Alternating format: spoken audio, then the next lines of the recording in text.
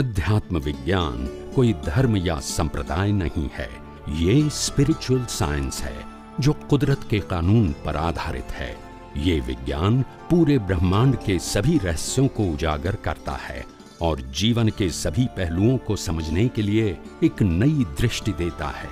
इसी को art of vision कहते हैं, दुनिया को देखने की एक नई दृष्टि, जो अध्यात्म विज्ञानी परम पूज्य स्वामी श्री कमलेशानंद जी के निर्देशन में सनातन सत्य का अनुसंधान कर हमारे जीवन को प्रकाशित करे। जय सच्चिदानंद।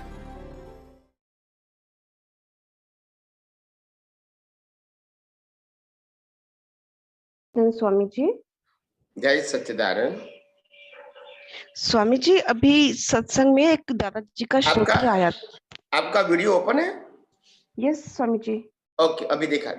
हाँ, बोलिए स्वामी जी, अभी दादाजी का एक सूत्र आया था कि स्व क्षेत्र में ब्रह्मांड हिलाने की शक्ति है और पर क्षेत्र में पापड़ तोड़ने की भी शक्ति नहीं है। तो स्वामी जी, यहाँ पे मेरे को कंफ्यूजन थोड़ा सा ये हो रहा है कि स्व क्षेत्र में ब्रह्मांड हिलाने की शक्ति है कि जैसे राम कृष्ण महावीर ये सब स्व क्षेत्र में ही थे, है ना?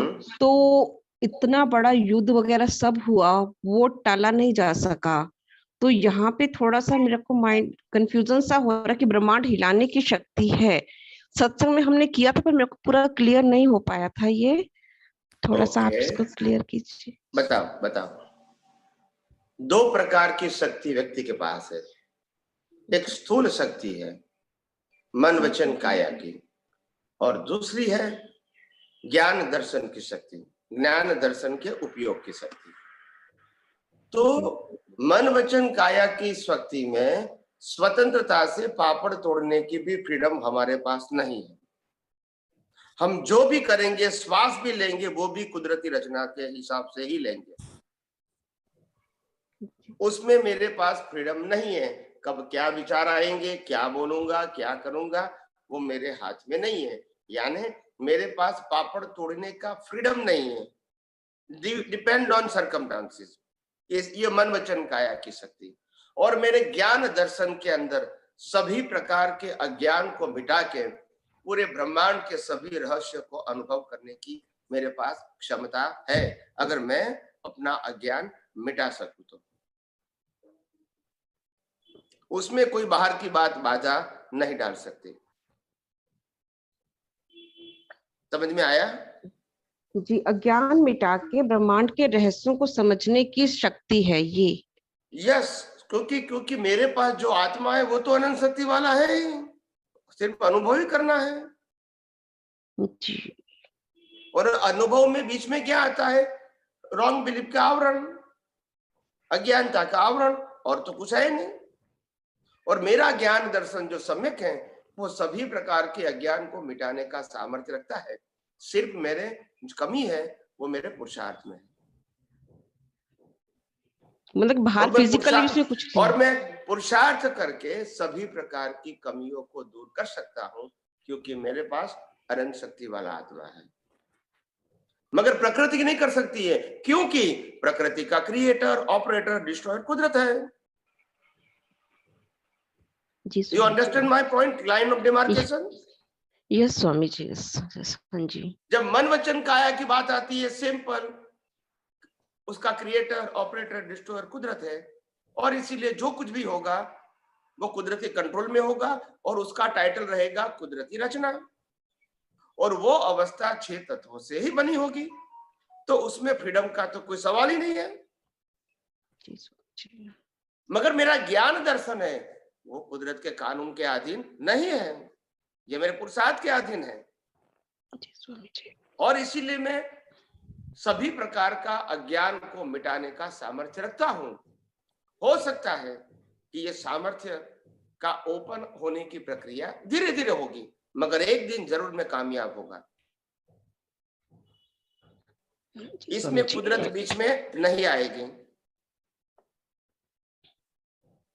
समझ में आया? हाँ जी स्वामी जी। मतलब कि बाहर से फिजिकली ऐसा कुछ चेंज नहीं होता है ना, बाहर से, है ना? नहीं।